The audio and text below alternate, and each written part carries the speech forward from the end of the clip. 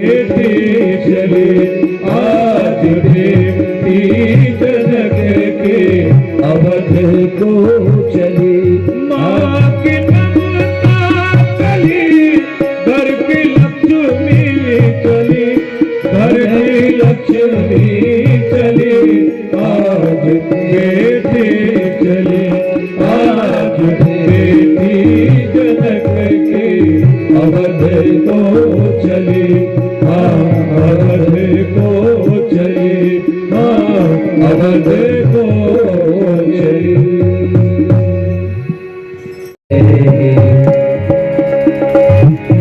व्याकुल कहीं कहाँ भेद। संभालने वाले कौन होती है? उनकी बेटी होती है।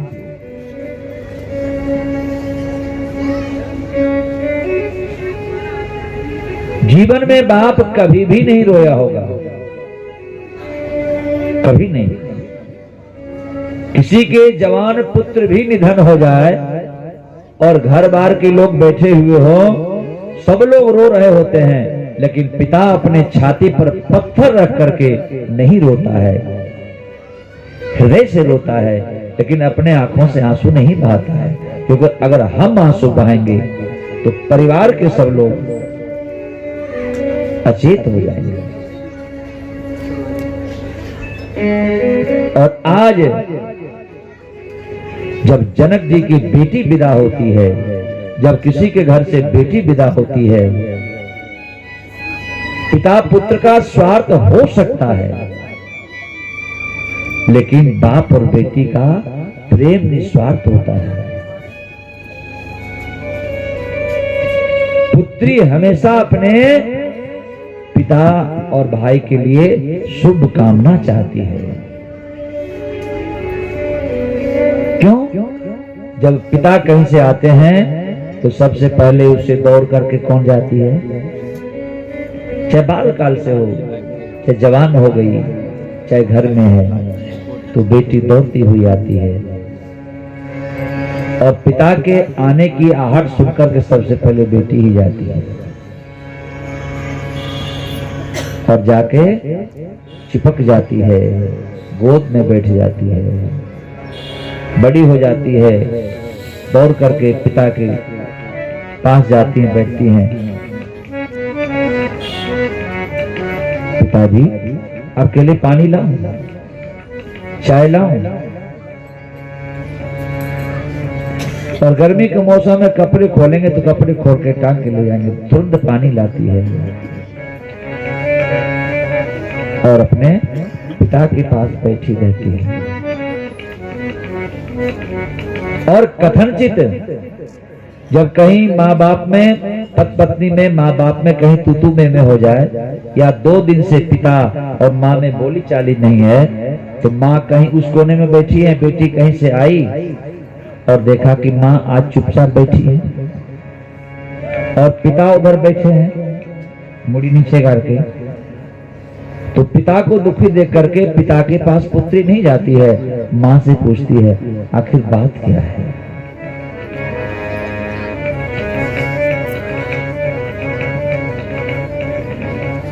तो बेटी, तुम्हारे पिताजी सुबह से आज भोजन नहीं किए,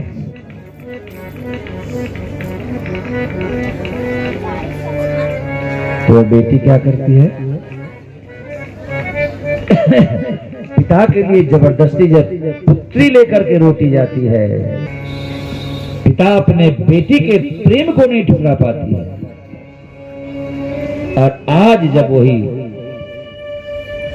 बेटी विदा लेती है, जीवन में कभी किसी के लिए नहीं रोया होगा, और जब आज जानकी जी विदा लेने के लिए होती है, जब घर से बेटी जाती है, ऐसा लगता है कि मेरे छाती पर किसी ने पत्थर से मार मार करके मेरे हृदय को टुकड़े टुकड़े कर दिए हैं। और पुत्री के वियोग में पिता एक मछली की तरह, जैसे जल में मछली को अगर कि जल से निकाल दिया जाए और तड़फड़ाने लगते हैं, उसी तरह आज पुत्री के वियोग में पिता के आंखों से आंसू अविरल धार में बहते हैं।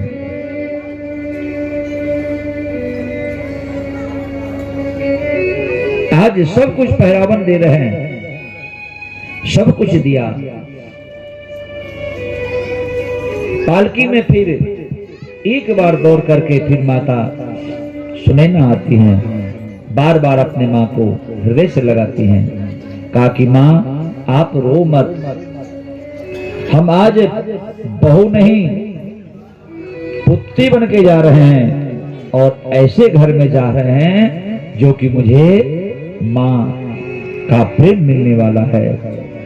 आप मेरी चिंता मत करो। फिर चारों पुत्री से मिलती हैं, माँ रो रही है, माँ बार बार समझा रही है। उसके बाद चारों पालकी जब आगे जाने लगे, फिर रोक दिए। रोकने के बाद पालकी को रोका गया, रोक करके राजा जनक जी आज बेटी को गले लगाते हैं। लिन्हराय और लाई जानकी, मिटी महामर जाद ज्ञान की। आज राजा जनक जी जानकी जी को देखते देखते फफक फफक करके रोने लगे।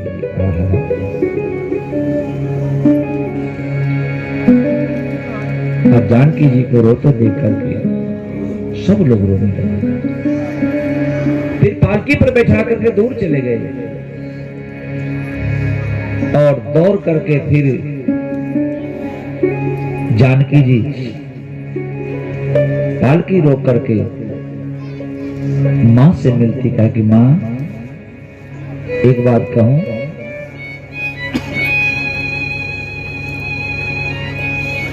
कहो बेटी क्या बात है।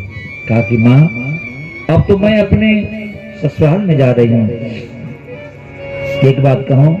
जब अपने पिता को रोती हुई जानकी जी देखती है तो जानकी जी रोने लगी। कहा कि मां मैं एक बात आपसे कहूं। कहा कि बेटी एक नहीं, तुम मुझसे कुछ भी कहो, आज तुम मुझसे प्राण भी मांगी तो मैं देने के लिए तैयार हो। कहो, हर बात मानने के लिए तैयार हो। जब उन्होंने कहा कि मां मैं आपसे एक ही चीज मांगती हूं, मैं तो अपने ससुराल जा रही हूं, लेकिन पिताजी का ध्यान रखना। जो ही पिताजी का ध्यान रखने की बात आई, जानकी जी बहुत रोने लगी। रोने लगी और इतने रोने लगी। और आज जानकी जी पालकी पर जा रही हैं। राजा जनक जी विवाह के खंबे का जो मड़बा पकड़ करके आंसू बहा रहे हैं। उनके भाई आए, क्यों रो रहे हो? कहा कि मुझे यह पता नहीं था कि एक दिन जानकी हमसे विदा होकर के चली जाएगी।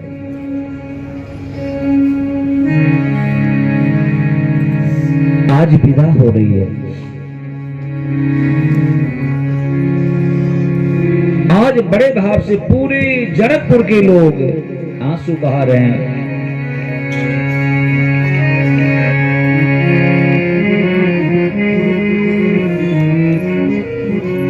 आज बेटी जनक की प्यारी बेटी जनक की अवध को चले,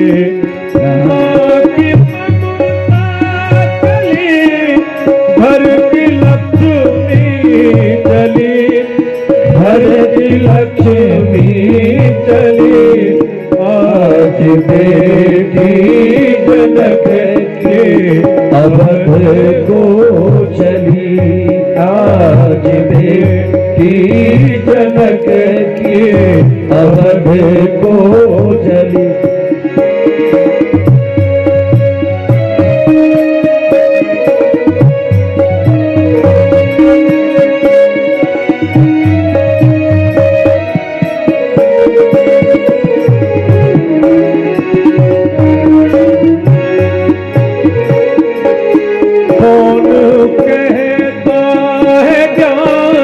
जनक है बड़े कौन कहता है ज्ञानी जनक है बड़े प्यारी बेटी के आंसू लिए हैं खड़े प्यारी बेटी के आंसू लिए हैं खड़े माँ सुने ना किया हो कि पुतली चली घर की लक्ष्मी